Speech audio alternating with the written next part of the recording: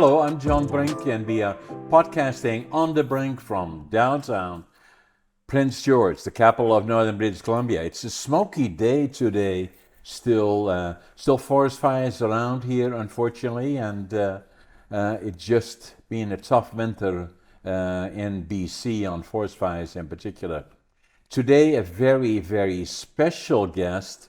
She is an entrepreneur and a tattoo and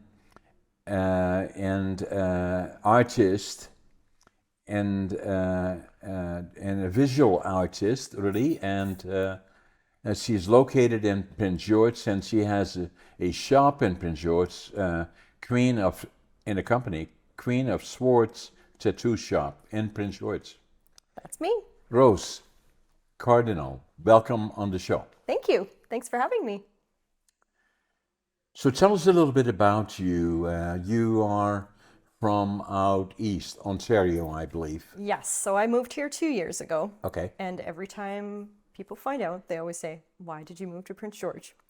My brother lives here, so Okay. family is really important to me. And I figured, you know what? With everything that happened with the pandemic and all this stuff, we were locked down for quite some time in Ontario. Yeah. I just kind of like bumped my plan ahead a little bit. So I ended up here because he's here. And now I have a niece, and it just makes sense. Nice, right? Yeah. And so you set up a shop downtown Prince George? Or? Yeah, so I've been working for myself for the last 7 years. Actually, as a tattoo artist, I've always worked for myself. Most of us Right. are subcontracted. So we are all self-employed most of the time. I just couldn't see myself working for someone else again. I'm sure you could relate to this I can relate as to it. someone who's a business person. Correct. Once you start to work for yourself, it is so hard to go back. Yeah. And I thought maybe it might be a good idea at first because I'm new here and I don't know anyone and other than my brother and Yeah. my sister-in-law. But hey, I just went for it. I opened a studio, and it's a private studio, so it's a little different. It's just me and my client one-on-one, and I'm actually located above Gold's Gym. Oh, Yeah. so both of you and me are training there? I'm tattooing upstairs. Is your shop upstairs? Yeah. I didn't know that. I've seen you a couple times actually, and I've wanted to say hi, but like you seemed busy and I was busy and my client's waiting for me. Well, so, now we yeah. will, Yeah. because I'm going to, if you don't mind, the next time I'm done, I'm going to come upstairs Absolutely. and say hi to you. Absolutely, for sure. I've got a nice sign on my door and you'll be able to find me. So that's the location. That is the Gold's Gym. It's on Victoria and 6th or 7th Avenue, something Oh like my that. goodness. Right Yeah, in the something corner like there. that. Yeah. So you also have a background in art that you studied at college, or Yeah, so I did a little bit of school. I did a diploma in fine art and then I did a bachelor of fine arts okay, at university. well, And then I ended up teaching for a little bit. so so that brings us to what you do now. A lot of is tattoo. Tell us Mostly. about tattoo. Is that I see a lot of people have a tattoo. Oh, Some yes. some more than, and you look fantastic Thank actually. you. And well, you do with or without tattoos, but you're very sparky, very go-getter, right? I'm a And Gemini. yeah, tell us a little bit about your career as to what brought you in that What brought me direction. in there? Oh, yeah. So I never really considered tattooing as a career. I really wanted to be a teacher. Right. That was my goal. That's why I went and got a degree. And when I finished my degree, I had already studied for 5 years. And I was like, man, I got another like year of schooling and homework, and I'm going to take a break. So I decided to take a break. I ended up becoming the education coordinator for the Art Gallery of Sudbury Okay. because I'm French. They needed a bilingual education coordinator. I got the job. Awesome. But it was a 3-year contract. And I started making a little bit of money, paying off those student loans. And then I decided, hey, maybe it's time I treat myself to a tattoo. So I got my first tattoo when I was 24, and it changed the entire course of my career. I did not want to go back to teacher's ed. I said, man, I should be doing this. Yeah. So that's how it started. It started with a tattoo. And then from there on in, the tattoos that you have are quite extensive, and it's a work of art, really, is it? It really is. And I think for a long time I didn't see it that way because tattooing was a lot different when I was growing up. Right. And it was different in the past, of course. The designs were a little bit more simple. People were getting more like tribal stuff, and it wasn't appealing to me. No. And then I started seeing stuff around my city that I was like, wow, who did that? Who did that? And I just found this guy and I was like obsessed with his work and I sought him out and I got my first piece done and I was hooked. That was it. Right. And then from there on in, it became a career, really. Yeah, I was seeing what he was doing, you know. Man, this is his job. This is what he does every day. Why didn't I think of this? I had to have it. I had to. So you already started that in Sudbury before you Yes. came here? Yes. So you were a teacher for a period of time? Yep. And then want to become already the entrepreneur that is important to you and change your life. And then you started a shop in Sudbury. Yes. And then from there on in, yeah, COVID created a bit of an issue for everybody, Yes, absolutely. including you, right? Absolutely. I can't remember exactly how many months. It was around 10 months of lockdown in Ontario. Up and down, you know, they would open us, close us, open us, close us. Yeah. I went through a lot of things during COVID, aside from COVID, like everybody else was going through. Yeah. I ended up having to have a lung surgery as well. So Oh, no. yeah, I was off for quite some time. It made me reconsider a lot of things. Yeah, I would say. Wanting to be close to family. I had a birth defect, so it wasn't, I guess it could have been life-threatening, which is why they removed it, but. All surgeries are, you know. So it made me really reassess where Yeah. I was at. And as much as I loved where I was from, and I was proud of my city and where I was from, I needed to be with family. So Yeah. So hence, with your brother living here, you decided Prince George. How much did you know about Prince George? well, I'd visited a few times. Oh, you were here a Yeah, couple he's been times. here for, man, it's got to be going on 10 years now. Right. Maybe around that.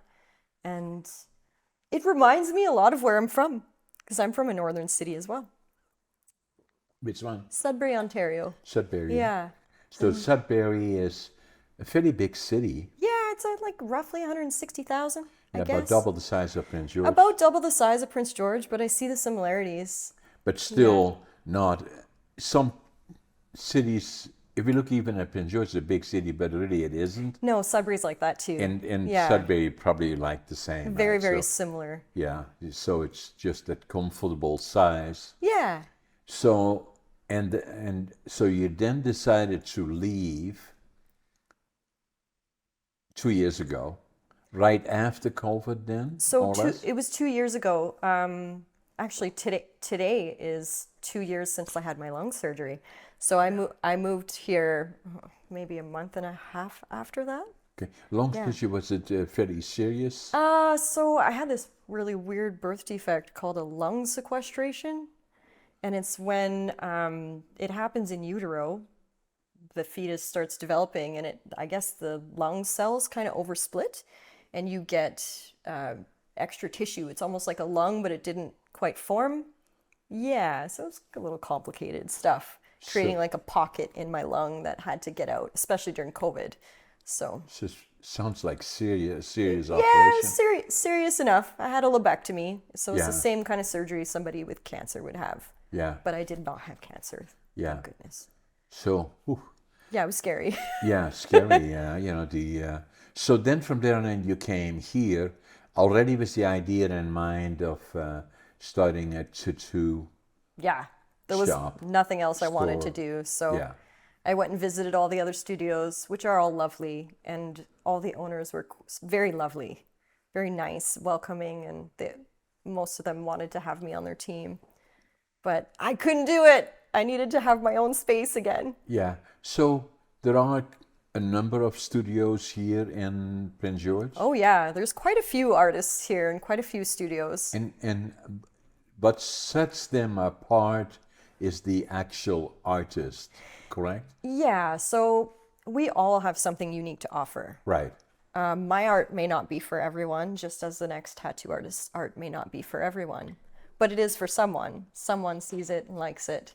So what makes yours unique? What makes I would say my process is very unique compared to some tattoo artists. So hypothetical, let's just say you wanted a tattoo Yeah. and you reached out to me and you said, I have this idea. I don't have a drawing or a reference, but this is what I'd like to get done. I can give you the basic idea. What I will do from there is I will sit with you, and I take up to 2 hours with my consultations with my clients, which is not something that's common in this industry. I will draw with my client in front of me.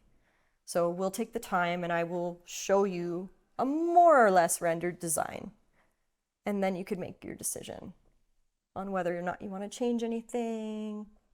Is that what you were looking for? And I feel more confident as an artist going in as well, because now I know this is something that you want. Right. And you're not just showing up on the day of with, am I going to like this? Because that's usually how it goes. You'll meet with an artist. It's, usually about 30 minutes. Yeah. And you go through your idea. The artist kind of says, yeah, I could do this. This is what I can do. This is what it's going to cost. But you don't see a drawing until the day of your tattoo.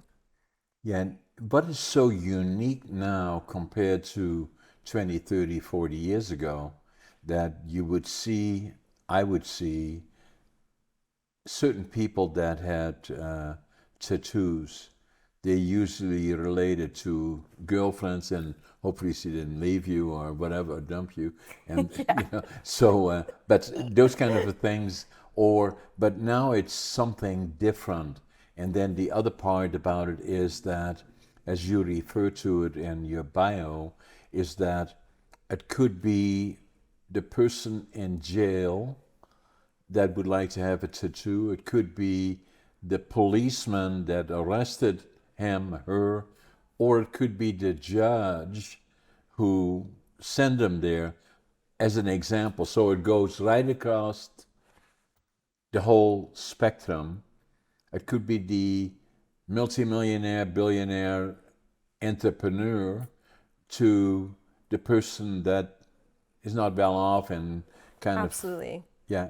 My clients are from all walks of life. And I think we don't really talk about this side of tattooing that much anymore because we've strayed so far from it. But tattooing is very ritualistic. And I think it's something that gives people a lot of strength. And it gives people the ability to express themselves fully. You take ownership of your body when you get a tattoo. This is my body and this is what I want to do and this is how I want to express myself with this art. And that's really what it is, isn't it? I really think so. Yeah. Yeah. And it means so much to different people. Yeah. People get tattoos for healing reasons. Like, for example, I tattooed somebody very recently who unfortunately told me she had a cancer diagnosis. And the tattoo that I did for this person is quite a symbol of strength. She booked this way before she found out about her diagnosis. But now this tattoo means so much more. Right. Because of the symbology behind it. And some people choose tattoos and they say they don't really have meaning. I don't choose my tattoos based on meaning. But I still think there's always a meaning because you chose the art and you identified with that piece of artwork somehow. So you did find meaning in it somewhere. By the time they walk into your studio, they have this on their mind, right? And then from there on in, that once you start talking to them, you kind of get a feel of who they are, and because I cannot imagine somebody walking in, that maybe some people are, and saying, okay, Rose, thank you. So let me tell you what I'm kind of looking for. Here is a drawing that I kind of did already, and this is what I'm kind of looking. That happens sometimes. It does. Yeah, every once in a while I'll have clients come in with little drawings that they made, or Like I've had people who want their children's drawings on them or things like that. So Interesting. I will do some reproduction work. Yeah. When it means really like a lot to somebody, I don't know, I have a bit of soft spot for that. So it's not always about my art. I am also a service provider. Yeah. So I have to balance that. And that can be a little difficult because the artist part of me just wants to do what I want to do. Yeah. But I always have to remind myself. And the service provider would be what? The service provider is a person who's providing a service for a person. So you do have to kind of consider what your client wants as well. It's Yeah. not just what I want. Yeah. So I always try to find a good balance where I'm bringing forward the art and Yeah. making sure that it's a very artistically sound piece, but I'm Yeah. also giving something to somebody that they want Yeah. and that they're going to be happy with. Now, because of your background, having a Bachelor of Arts and having been involved in that, you are an artist by nature. And then because you've been so involved in the schooling as well, you're a very good communicator. And you develop that knowledge of people, which is very helpful in your profession or in any profession you would choose, right? Yeah, communication is extremely important and helpful, especially in my job. Right. It's funny, sometimes I meet tattoo artists who are not people. Right. And I always wonder, it must be so difficult to do their job. I would find it very difficult to do my job if I couldn't communicate with my client and make sure that I understand what they're communicating to me as well. So comprehension as well, Exactly. listening skills, being Yeah. able to understand what they're asking of me. Yeah. Sometimes it can be pretty cryptic. Yeah. No, I can see that Yeah. in a way. So some interesting stories around that that you can share with our guest. Oh or my the- God, where do I start? Tales from Rose's chair. There's so many. I've heard a lot of different things. And like I said, I tattoo people from all walks of life. Yeah. So you've got to narrow that down a bit for me. What kind of interesting story are you looking for? Well, what comes to mind in saying, this one person, no different than you said you did, is that at one point you were thinking about it. You then met somebody that was a tattoo artist, and you said, I should do that. And all of a sudden it changed your life. Yep.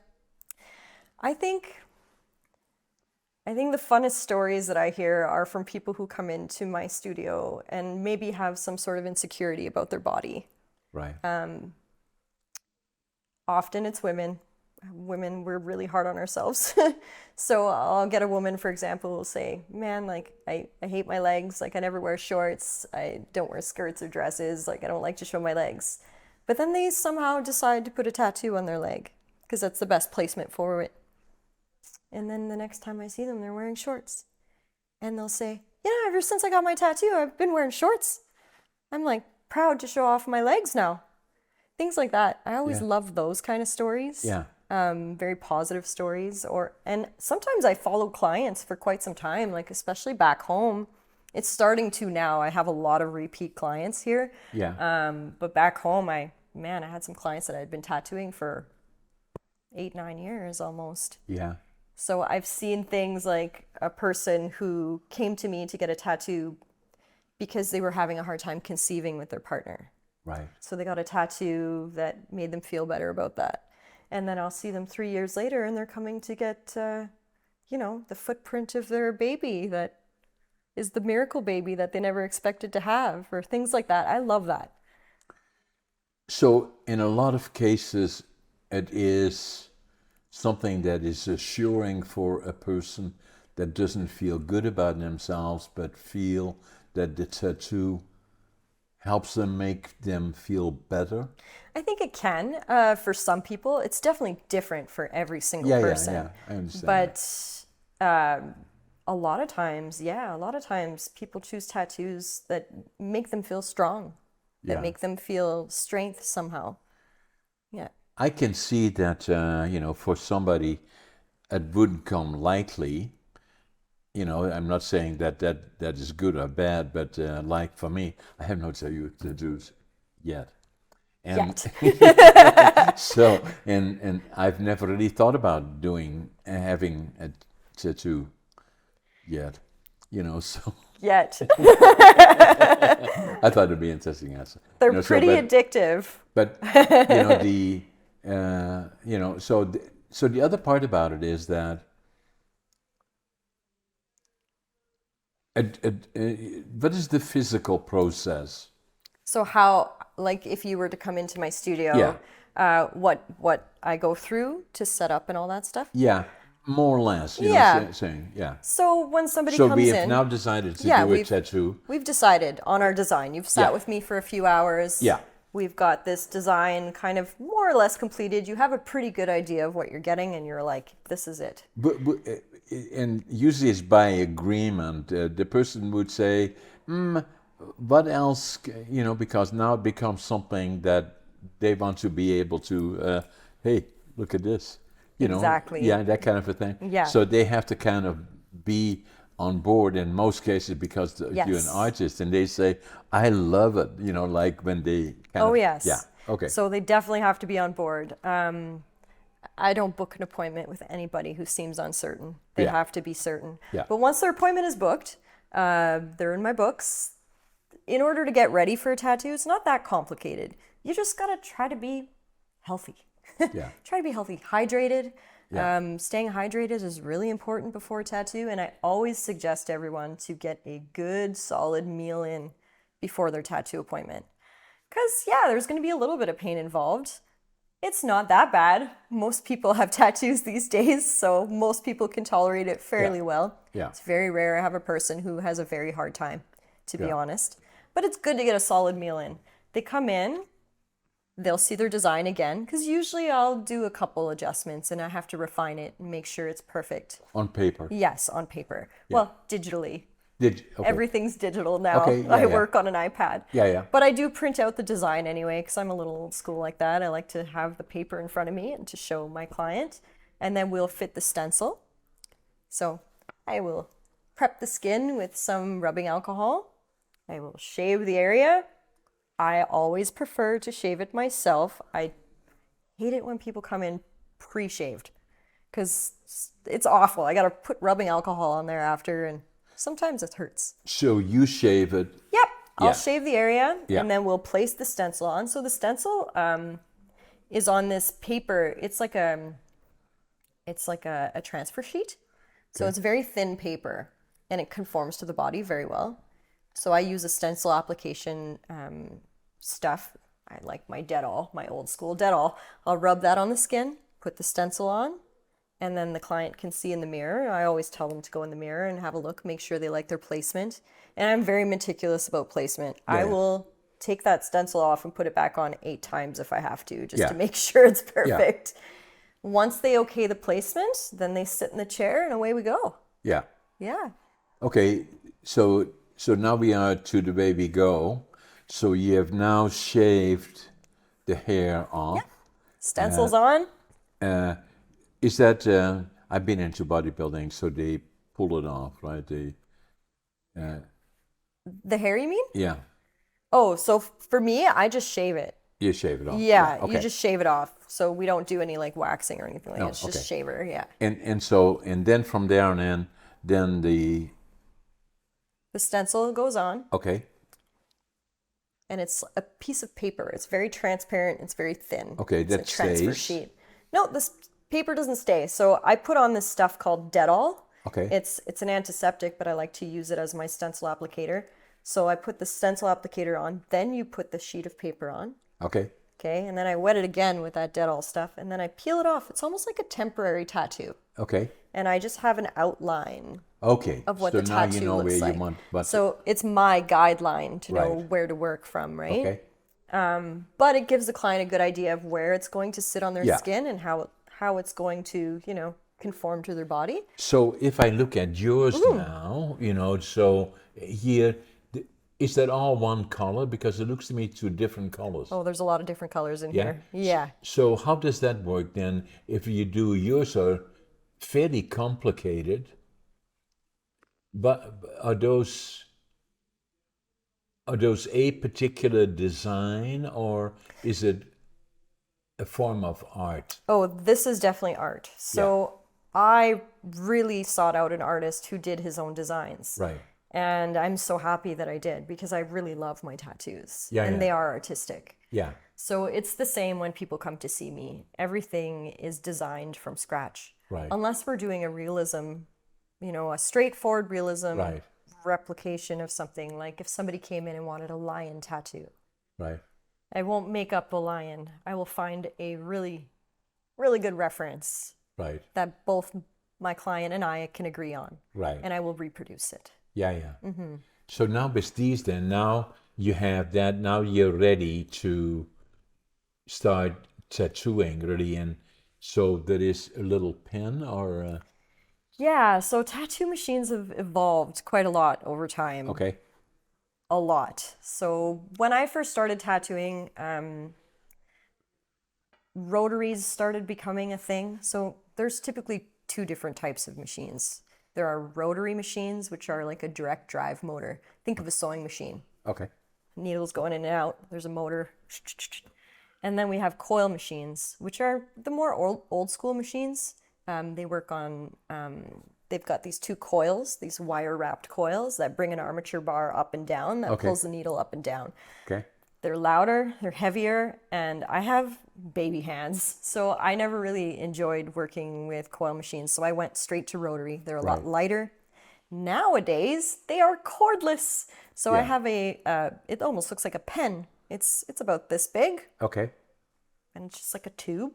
And I put my cartridge in, so I have different needle cartridges, yeah, and I can tattoo without cords. It's fantastic, and I can't go back. yeah, yeah. No, it's and then so if you did this now, then you would start with a particular color in a Yeah. particular place, Yes. and then you work your way through it, and then you come back and fill it in with the other colors in this particular case. Yeah, so it's all dependent on the style of tattooing you do. This is where a good apprenticeship really, really helps. Yeah. Because tattooing is not like doing art on paper. Right. Art on paper is much more forgiving, Yeah. and you get to choose your canvas. Tattooing isn't, right? Tattooing is not forgiving. There are no takebacks. Yeah. There's no erasers. Yeah. And there's definitely a method on how you're putting ink in the skin. And it's going to be you have to adjust your technique on almost every tattoo. I find I'm adjusting my technique So based you on the have skin type. And everybody has different skin, you know. 100%. Yeah, so I have Yes. fairly heavy skin, I think. Yeah, or everyone's different. And sometimes you can really tell just by looking at a person, but not always. can you tell by me?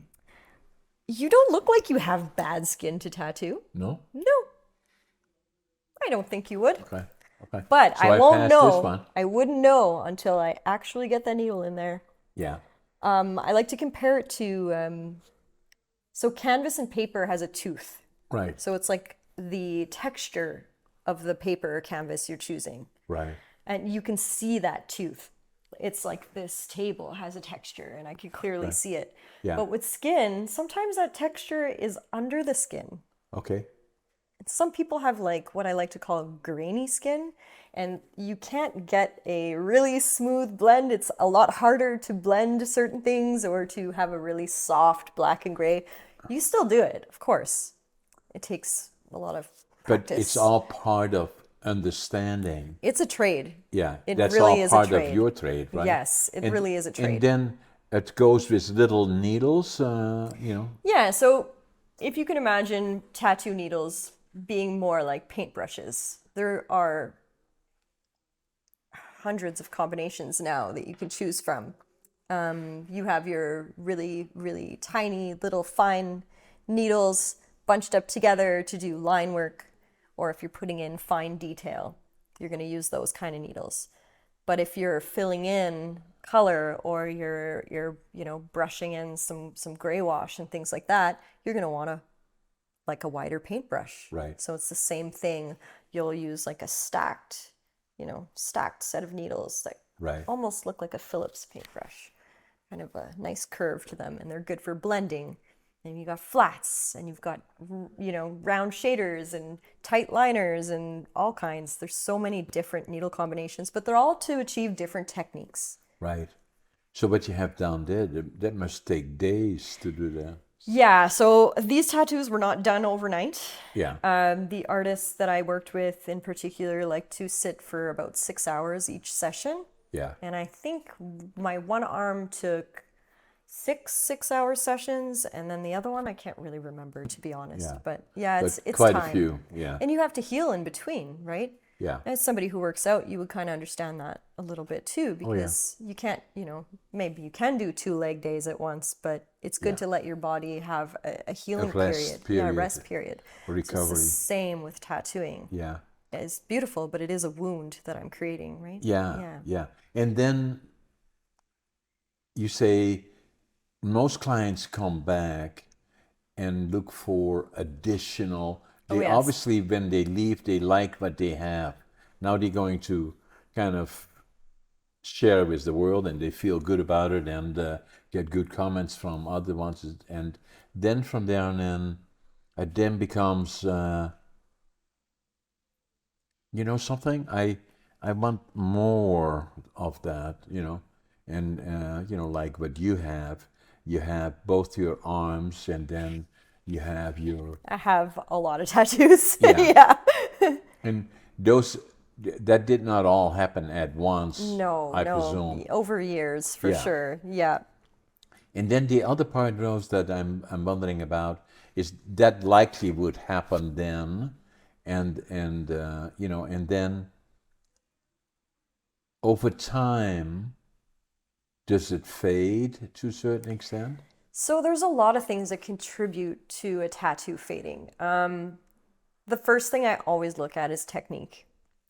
We're tattoo artists, we're not perfect. And of course, it takes years to master this trade. Am I proud of the first tattoos that I did? Absolutely. But the knowledge that I have now is not the knowledge I had then. So there's certain things that you can do technique-wise to make sure that a tattoo is solid and that it won't fade quickly. But I always tell people, if you get tattoos, it's something you do have to just kind of be okay with, that in, 20 years from now, 30 years from now, 40 years from now, yes, your tattoos are going to change. And that just has to do with the nature of ink. Like ink particles are large enough that they get deposited under your skin, and your white blood cells are always trying to get rid of it. It's a foreign substance in your body. Yeah, It's yeah. not meant to be there. No. Right? No. So what's your body doing? It's trying to get rid of it. But those particles are too large for your body to process. Okay. So what happens over time, if let's just say you're a sun lover and you'd never wear sunscreen or things like that. I'm bad for that too. Anyways, too. I'm Yeah. bad for that. But if you get a lot of sun exposure, some of it is genetics as well. There's so many different contributing factors, but over time those particles do degrade. And everything has a half-life. So yeah, over time ink does degrade a little bit under the skin, and then those particles are small enough for your body to process, and they pass through your lymphatic system. Right. So then you get kind of fuzzy tattoos and tattoos that are a little faded. But it's definitely not like it used to be. So ink is a lot more stable these days, and these are like tried and true formulas that have been around for quite some time now. Not toxic to the body? Not that we are aware of, Right. right? So tattooing is still, in terms of acceptance, and especially acceptance in the medical community, I think tattooing is just starting to get that, Yeah. right? So I think now we're going to get a lot more research when it comes down to pigments and things like that. But we have been using these pigments for so long. Yeah. Do we get reactions in clients? Yeah, that could happen. Yeah. It could happen. Most people are aware that they have sensitivities to certain things. Like, for example, if you were to come in and say to me, I can't wear jewelry that potentially has nickel in it, or if I wear a belt buckle that has nickel and it's touching my body, I get a bit of a reaction, then I would advise you to not get a color tattoo, Yeah. because there could be a bit of a metallic component to ink. The color side Yes. of it, right? Yeah. Okay. So Interesting. we're seeing now that in Europe, especially, there's all kinds of fighting and regulations that are coming in, and they tried to ban color ink for a while, and Oh, is that right? it's not going to work. But Yeah. yeah, Yeah. yeah. So There's not enough, I don't think there's enough medical research on that end of things for me to answer that properly. But So you're well on the way in your relatively new location of Prince George. You like it so far? I do, yeah. I Yeah. actually love it here. I love nature, so Yeah, and yeah, the smoke is not very good, but it's only hopefully that will all kind of blow away soon, and the fall is getting closer.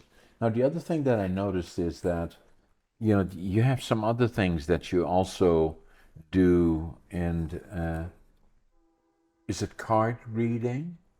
yeah, so I've been reading cards for a long time. That's why my business is called the Queen of Swords. It's It's actually a tarot card. I didn't quite hear. Train. Stop. Oh no. So it's a tarot card, the Queen of Swords. Okay. Yeah. Have you got them with you? I do have them with me. Okay, you gonna show me what it is? I can show you. Okay. Absolutely. So for our guests that are watching us, there is a protest, I believe, or some kind of a gathering of people at City Hall right behind us. So if you hear the sound in the back, it's from there. So we'll just ignore it for now. So We've seen worse because at one time we had an earthquake here right when we started, and we kind of worked our way through it. it's funny you mentioned that. I actually remember when that happened, and Yeah, I'm from a mining town, and I was like, "There's no mines here." We're used to that. 4.3 or so, Yeah, yeah. we're used Yeah. to shaking and hearing earthquakes, but they're Okay. mining related. So I've had these cards since I was 14 years old.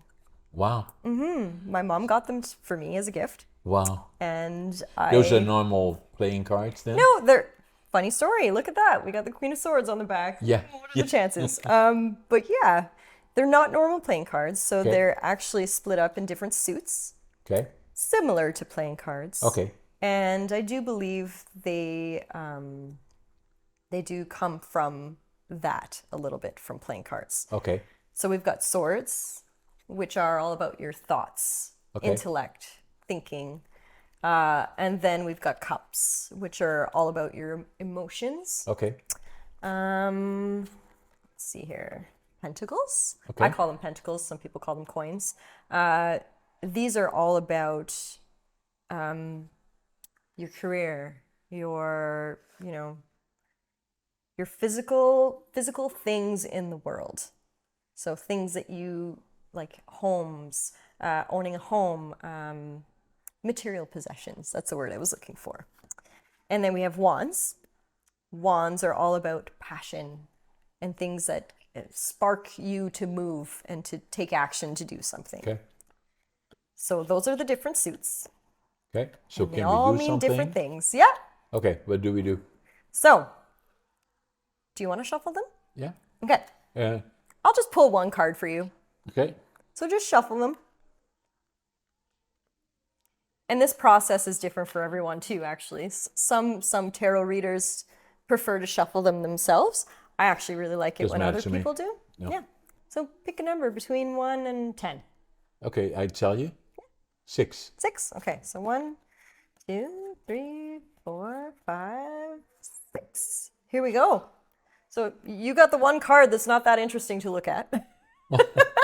Should have said another. But Yeah. But this is a really great card. So this is a card of action and of movement. So, and wands are all about passion, right? So I think this is a really fitting card for you. You're somebody who is passionate about what you do Right. and you put it into action. Right. So that's basically what that card means, is taking action on your passion. Okay. There you go. I like it. Yeah, I think a lot of people think tarot can be scary and negative, because there are some cards in here that do scare people, like this one, the devil. Death is another one that scares everyone, but it doesn't mean death in the sense that people think. It just means you're closing a door and opening a new one. Right. If you look in the death card, there's a little sun on the horizon, and it's reminding you that there's a new day coming tomorrow. Exactly. So sometimes you do have to burn a bridge, Right. So same with the devil card. It's not inherently a bad card. Right. It could mean maybe you have some vices, or you're addicted to something that you need to let go, but it doesn't necessarily mean it's, bad. Okay. Yeah, not all cards are bad, Okay. for sure. So is that what we have done now? So I said it's 6. I just do that because I like to just randomly pick a card rather than the first one that's on top of the deck. Okay. It's just the way I do things. Okay. But I do it for myself all the time. I'll just Do think of do a you random do number. more than one then? You can. So you can get into some very specific spreads with tarot. Right. And you can ask some very specific questions. Right. Like I just pulled a random card for you. Okay. But, if you had very specific questions, you can do a whole spread that would. I'd like you to pull one For me or for you? for me. For me, yeah. Go ahead. So do I shake him again? Shuffle again. Yeah. Okay.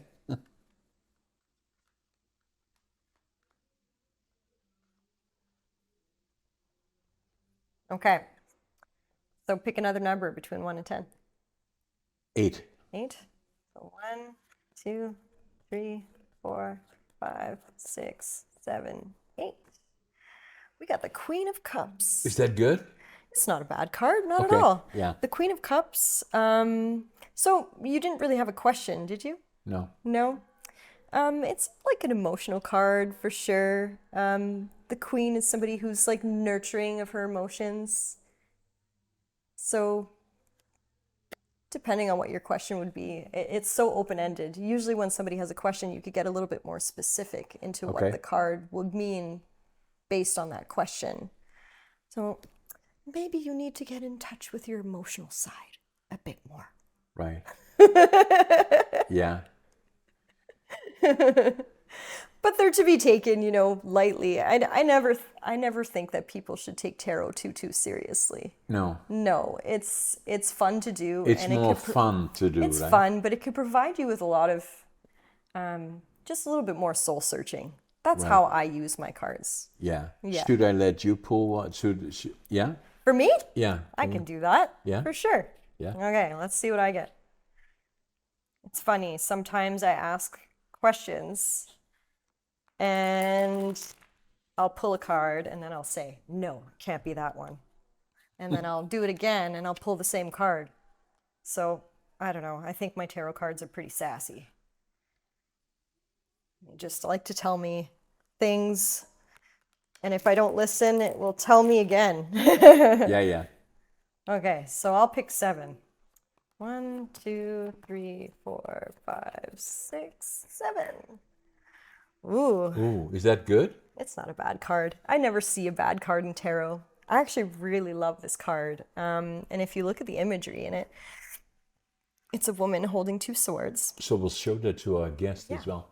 Yeah, here is a woman holding She's holding 2 swords. 2 swords. We've got a moon and we've got some water. Right. So all the elements in here all mean things.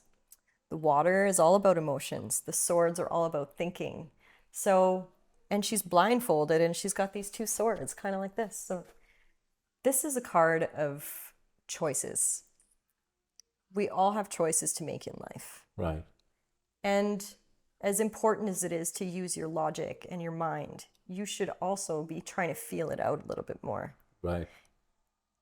And with the moon reminds us that we won't have all the answers. Some things are mysterious and you Right. won't always have the answers. So sometimes you got to kind of balance all of those things, your thoughts and your feelings, to make decisions Yeah. and look at things from all sides. Yeah. Yeah. Interesting. Yeah. They're fun. I really enjoy my cards. Yeah. What I find so interesting about it, you got those already when you were 14. And how do you call that again? Tarot. Carol? Tarot. T-A-R-O-T. Tarot? T? T-A-R-O-T. Yeah, tarot. Yeah. I've never heard that before. Yeah. Yeah, they've been around for quite some time. The imagery on this deck, oh my God. I want to say 1700s. Yeah. Wow. It's, I think it, don't quote me on this. Oh my. I think, well, I know this deck in particular was developed by a group called the Golden Dawn, which was a spiritual group. and he commissioned an artist to do all of these very, very, very long time ago. And it did start off as a card game, more for fun. Yeah. But they took it to another level, more spiritual. Yeah. Interesting. And that then, that hundreds of years ago already, and it became then, because there were no TVs and people were very much closer together. Like, I was born in Northern Holland, Yes. 1940. And the way, looking back at my grandparents, that they lived in the same area forever. So did their parents and their parents and their parents before that. And then soon as somebody would move away 25 kilometers, they said, oh my God, we'll never see them again. And there they go all the way, that kind of a thing. They always stayed very, very closely together, and they spent a lot of time together. And that likely was some of the things that they did, but that whole social life was probably, I wouldn't say it in a negative way, but I'm sometimes not so sure that watching TV all day is the right thing to do. No, I don't think so either. I don't watch too much TV. No. I don't watch too much. I don't have time. I'm always busy with work, and for sure, like drawing does consume a lot of my time as well. Even though I do a lot of my drawing at work with my client, I draw a lot at home too. Yeah. Yeah. But so I wrote a book, and I will get them here. I wrote more than one book actually. So, have you seen this one before? So I started reading this one. Have you got a copy of this? I have a copy of this one, and I have a copy of the ADHD book. Did I sign it for you? You did. I did, eh? You Good. did. Yeah. So I'm almost through this book, and you have quite an interesting story. Yeah. And I met an artist actually, who is from Holland. Okay. His name is Bert de Vink. What is the last name? Bert de Vink. De Vink. I might be not saying Yeah, it properly. that sounds Dutch. Dutch, yeah. And he has a very similar story to you, and how he came here with the war and all these things. And I find it fascinating, but at the same time, I can't even imagine having to go through all that and then, come here with nothing in your pockets, and it's quite inspiring. Yeah. So when, as I said, I was born in 1940 and in northeastern Holland, and I still remember big parts of the war, and and then we were liberated by the Canadians April the 12th, 1945. And I always knew from that point forward that I would go to the land of my heroes when I was 5. And the winter 1944-45, they called it the hunger winter. And a lot of vulnerable people, young and old ones, died. And so my dad was drafted into the Dutch army. The last they heard from him when he was caught in Rotterdam in the bombing, and they didn't know if he was dead or alive for 5 years. So she was alone with the 3 little kids, and and I probably saw far too much that we shouldn't have seen, and so it affected by PTSD and Absolutely. and then the inner child in particular. I had got counseling for that actually when I was in my late 50s already. For the inner child, and then came here. Then I was not very good in school. I failed grade 3. Who fails grade 3, really? And then I failed grade 7 3 times, and so then he said, "What are we going to do with this guy? Send him to the mentally challenged school, or do we get him a job?" So fortunately, they got me a job, and I got a job. My parents were very good people, and they got me a job in the furniture factory. And then at nights I would go to school, and but my dad had a job in a lumber mill and my grandfather was a master carpenter, and I always knew I would go into the lumber.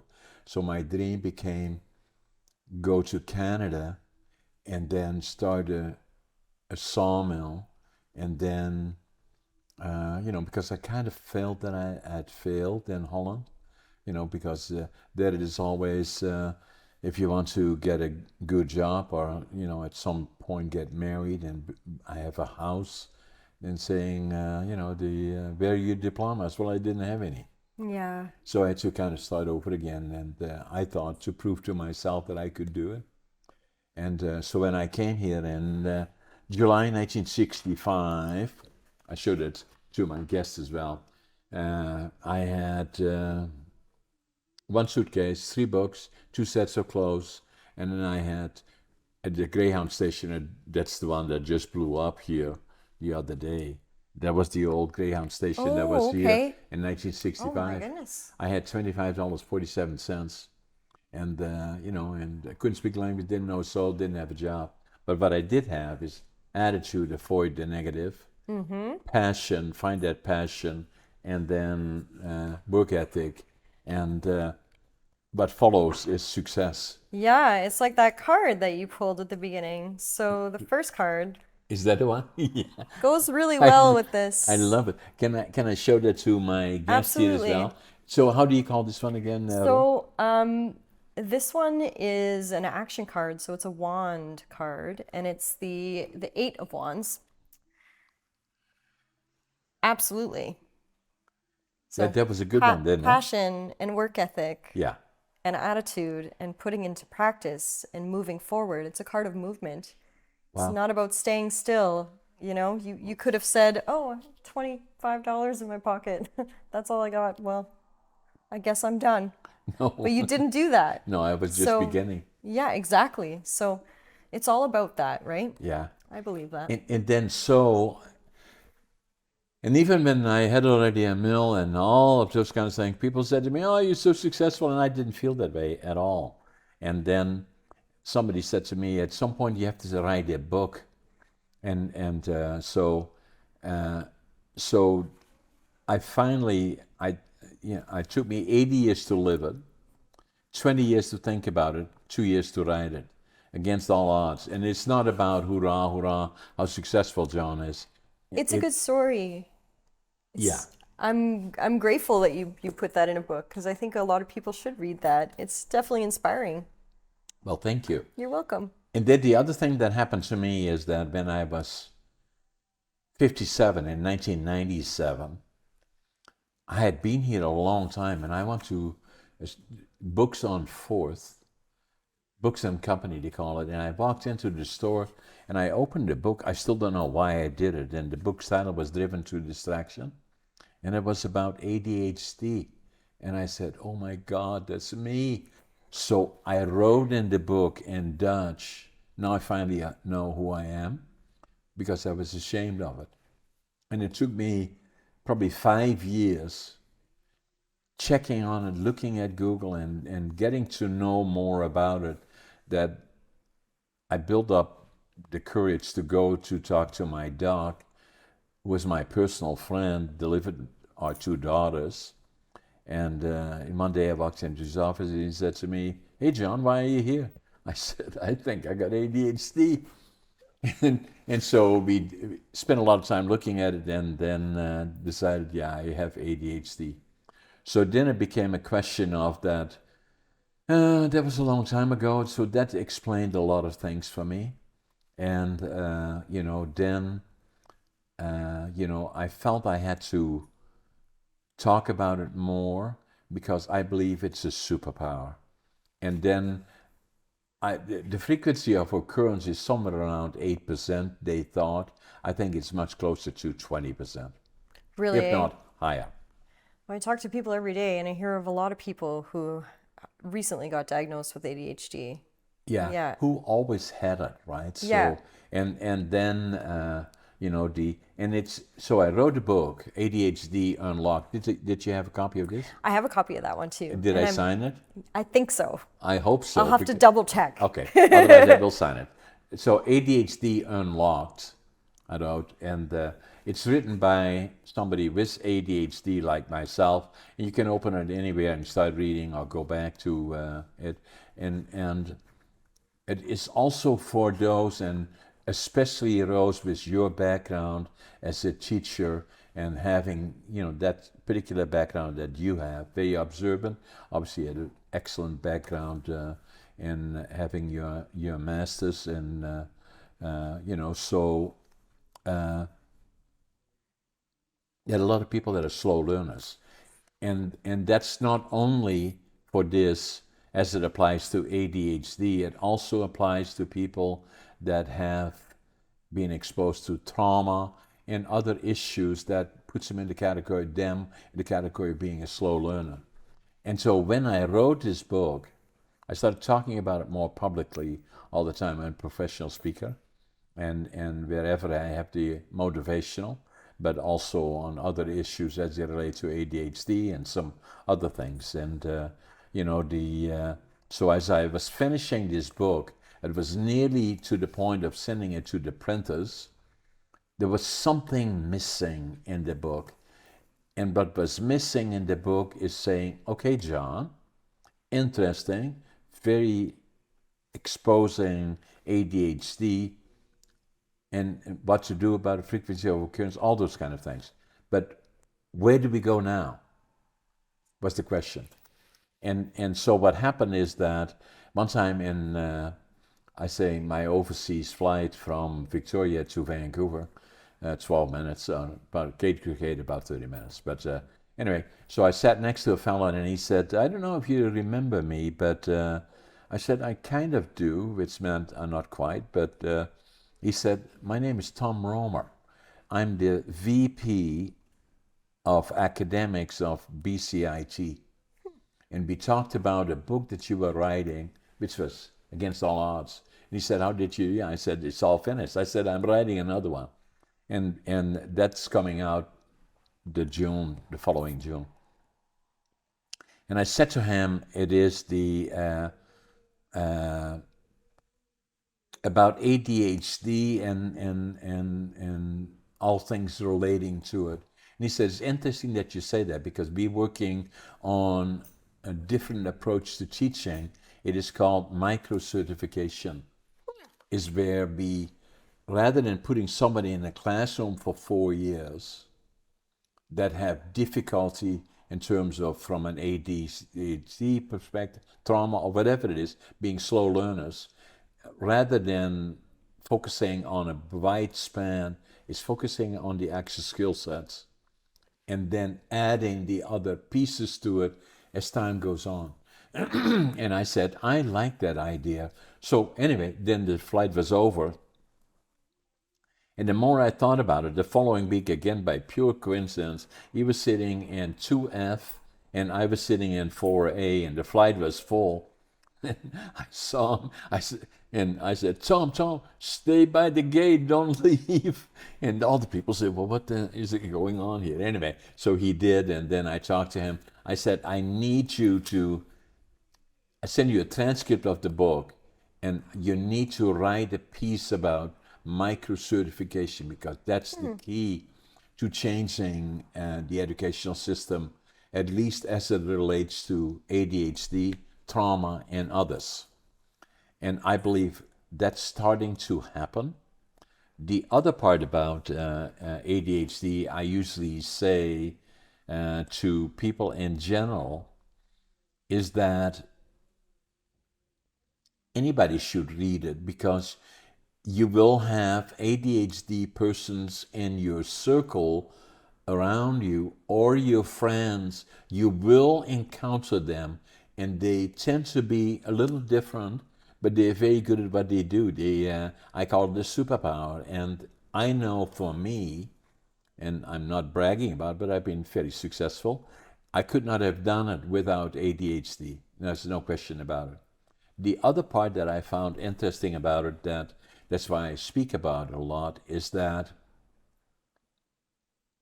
a lot of people are still not clear about either having it, having it in the family or how to deal with it. And I had an example where we send some of these books to city councilors, and then at one point I did a presentation in the Smithers region, and a fellow came over to me the night before when I was sitting by myself having dinner. He said, oh, can I talk to you after you're done before you leave? I said, sure. And he said, I have your book and I want to talk to you about it. And I said, good. So I went over to him, and then he said to me that he got the book that we had sent to him, and he said his son of 15 had trouble and was trying to deal with it. He said him and his son read the book together. Oh, that's so special. So special, Yeah. right? And if it's life-changing for some people, right? Exactly. Yeah, for sure. So this one, is very important. But at least, and then did you see this one? I haven't. So You're gonna get that one. I for did sure. see it on your social media that you were releasing another book. Yeah. I'm gonna get you a copy of this one, and this one again goes to what you are doing. It kind of makes me think about you when I see this one. Is finding your passion, living the dream. And as it probably applies to you and me, is say, okay, John, after 80 years, and I'm nearly 83, are you living the dream? And I say, I sure am. I'm sure you are at the same time. I'm very fortunate. I have the best job in the world. Yeah, I do. yeah. And that's great, right? So I'm going to get you a copy of this one. Thank you. Then we're doing another one that is... let me see if I got... That card made so much sense for you, John. This one is coming out next June. Oh, that's cool. Yeah. This would be good for my mom. Okay, we'll get her a copy. My mom is thinking of going back to the gym now. And So, she's 69. well, why Yep. not, eh? Is she in town here as well? She actually works at Gold's Gym too. She works there? Yeah, she works at the front desk. So what is it, Deb? No, her name's Rachel. She just Rachel? started. Pardon me? She just started there. Oh, just started? Yeah, Okay, yeah. I'm going to have to... so that kind of... so this one is as well. So anything else you can think of while we nearly at the end of our podcast? Not really. I think we kind of had a pretty interesting discussion about tattooing and where it's headed. I mean, it's getting ever so popular. It seems like it's more popular every year. It's rarer to find people who are not tattooed Yeah. than people who Yeah. are. But at one point it would be by exception, and there'd be certain people that had tattoos, but the stigma around it has certainly disappeared, and it is an expression of the individual. It's definitely an expression. And I like it, and I believe that our conversation hopefully would have kind of made some people think, something. I'm gonna have to look into this. Yeah, it's definitely not what it used to be. And what did I see the other day? I seen a little kind of like a meme, and it was saying I'm paraphrasing, of course. I don't know why people think that people who have tattoos shouldn't be able to get certain jobs, because what I see is an individual who scheduled a whole lot of appointments and showed up to them and paid for them. And realistically, when you think about it, that's true. My clients, some of them are covered in tattoos, and the more covered you are, my God, you have to schedule all those appointments. You need to show up on time, or your tattooer will be mad. Yeah. And I don't think people quite look at them like they used to. It's So not that's like that anymore. No. That's very much so. No, it's definitely more a form of expression, and it's art. Yeah. Rose, it was a pleasure to have you on my podcast. I'll give you a Thanks big for hug having me. after we have our microphones off. Yeah, thanks for having me. It was my pleasure as well. Thank you. Thanks.